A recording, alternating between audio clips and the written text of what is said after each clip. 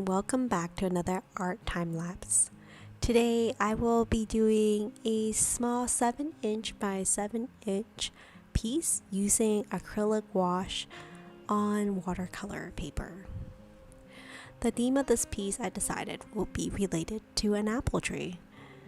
Now, I must start by giving the caveat that I love painting nature and trees. So you're going to see this repeated pattern on my channel and again. So I hope you don't get bored of this. But nonetheless, I'm going to go back to something I'm comfortable with, which is Studio Ghibli's Totoro and the Susuwatari. It's been a rough week for me, and there's a lot of change and transition in life, and I feel like it's the same story for a lot of people. So this is a feel good piece to help with a little bit with my stress and anxiety. So I hope you enjoy the journey along the way. So I first started this piece when I was thinking of the quote by Bernard Baruch: "Millions saw the apple fall, but Newton was the one who asked why." I wonder how many times in a day that I walk by something and just assume that it's natural that it happened, but never spent the time to think about why it happens. I'm hoping that kids, if you're watching this in the future, that you will learn from my experience that to always ask why certain things will happen, why certain things should happen, should things be changed, and not just get sucked into what's considered norm. So this painting of an apple tree is a reminder of that. Here I've done a base coat of yellow gouache diluted with water, and then I added in the base color of diluted umber brown and some cobalt blue, and then started outlining where I think the characters is. Next, I am adding in all the leaves slowly with diluted gouache again.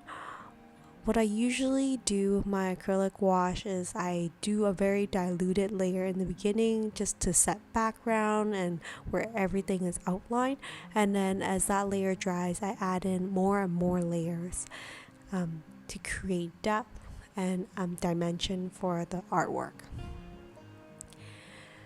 Now, I didn't want the tree to just abruptly stop in the stump when it reaches the ground, so I wanted the ground to have a little bit of texture as well. So I've added multiple layers of gouache in different colors and making it a little bit spotty. I really like how it turned out actually. It's one of my favorite parts to paint, surprisingly. I just really have to restrict myself to make sure that I don't overdo the process.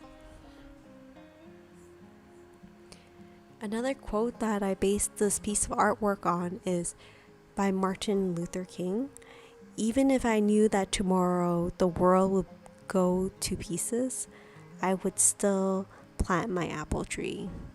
And when I read that quote, I think about the idea of having hope, regardless of where you think tomorrow will bring, but also to plant hope at the end of the rainbow or wherever you may be.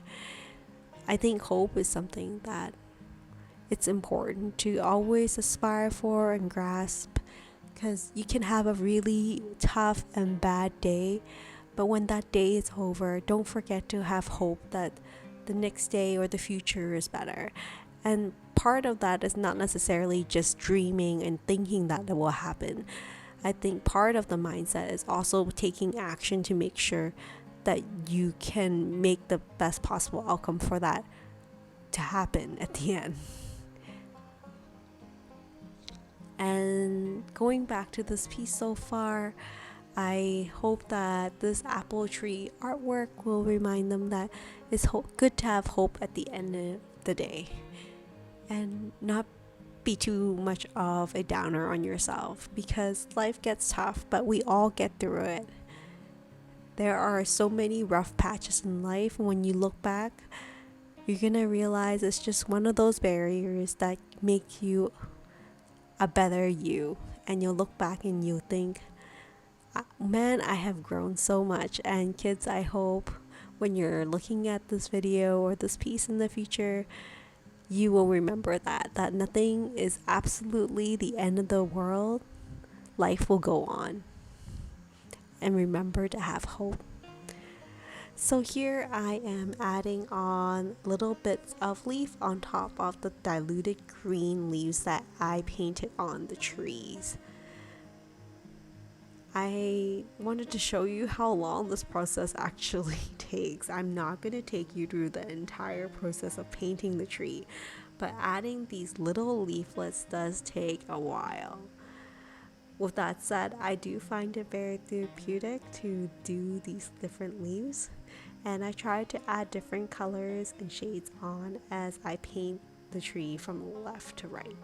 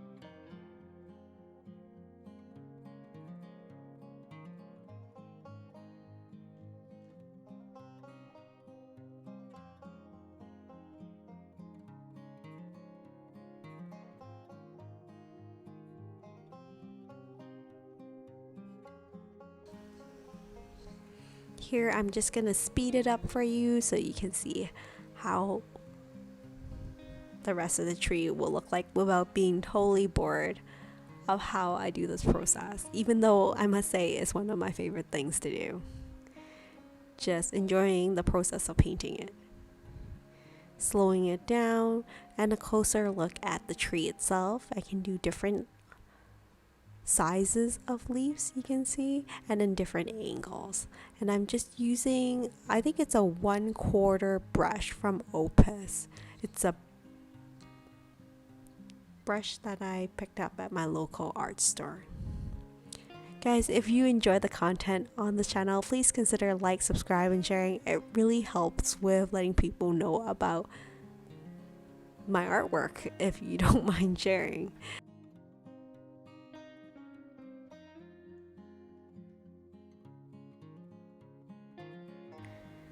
Here I speed up the process so that you can see how the rest of the tree will look.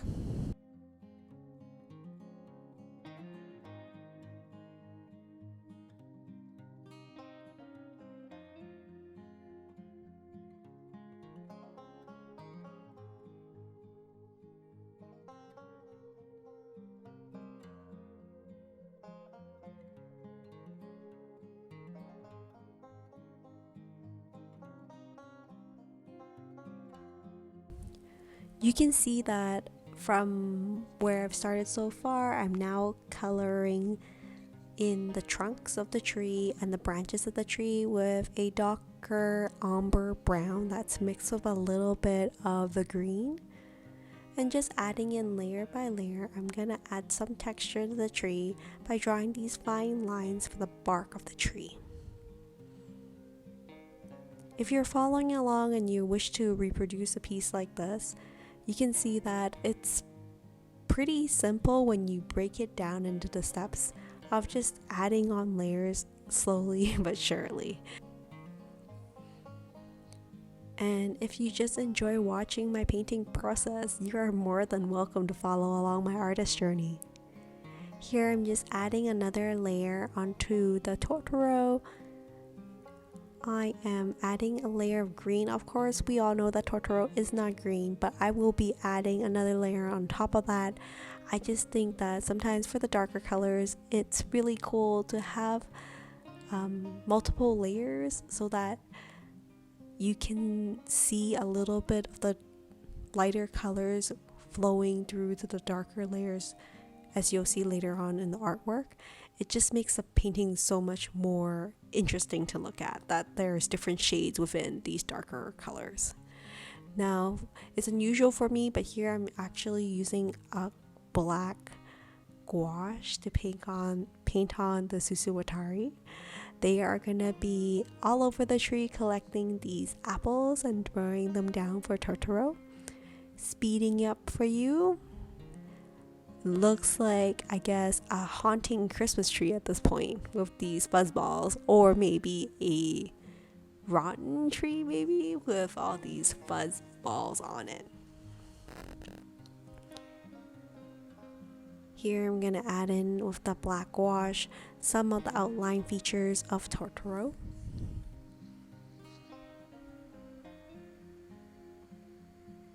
I think overall, if you are curious on how long this entire piece take, it's hard for me to calculate because I usually don't stop or start in one go and finish on one sitting.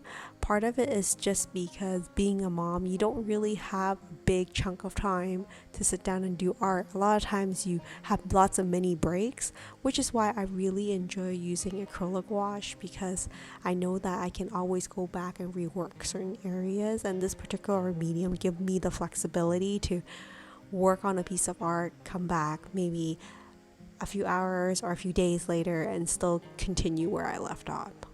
And the same thing, another thing related to it is I really enjoy how the medium is very opaque. So if I make a little mistake, I can just add white on top and then paint over it, kind of like acrylics. Here I'm adding on a little friend as always for Totoro, so he's not too lonely at the bottom of the tree. He obviously is too big to climb up the tree and catch the apples and pull them off the tree himself. The tree may actually break, so he is looking very fondly at the Susuwatari on the tree, hoping that they will do their job and throw some apples for him to enjoy. Here I'm just adding on another layer of darker shade for the tree trunk and branches. So far I'm liking this piece a lot. Looking back, things I might change maybe is to do it on a larger piece of paper maybe, because I find the trees a little bit squished on the top. Now I'm using a Turner gouache with scarlet red to paint in the little balls of apples. They're obviously not giant apples, but I think that for the purpose of this piece, I want it to be a good size that the Susuwatari can pick off themselves.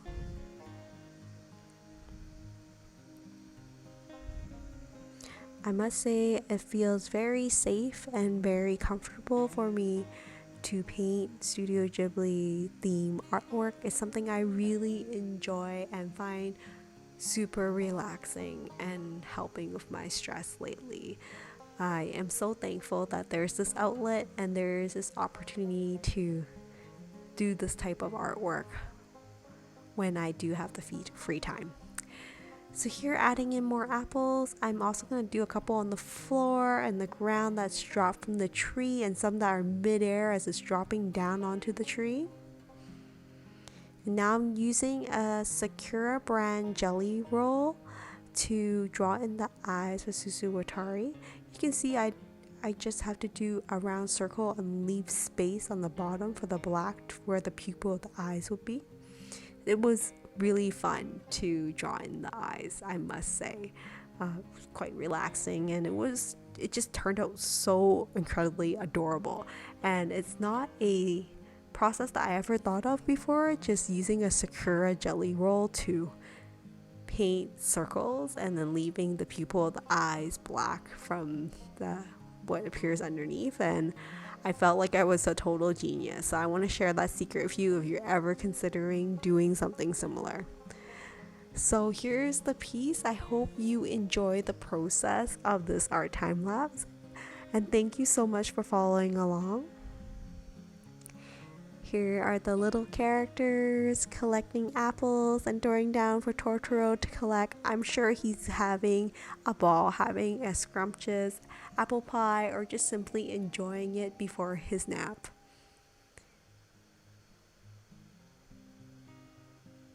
If you do enjoy these type of video, I look forward to seeing you in my future art time lapse. Well, that's it for now. Take care, guys. Bye now.